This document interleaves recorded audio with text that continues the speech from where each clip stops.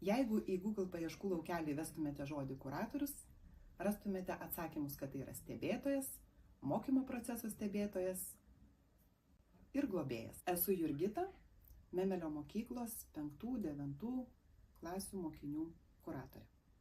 Kuratoriaus darbe man labai padeda nuostata, paaugliai yra nuostabus.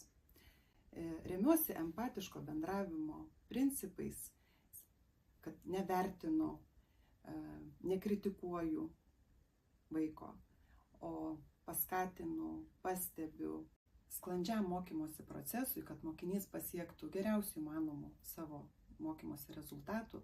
Labai svarbus pasitikėjimas mentorių, kuratorium ir apskritai mokykloje jaustųsi saugi emocinė terpė mokytis, kad vaikas išdrįstų ir būtų drąsus paklausti, išsakyti savo nuomonę. Tada mes galėsime kurti tvarų ryšį ir mokinys pasieks savo geriausius įmanomus rezultatus.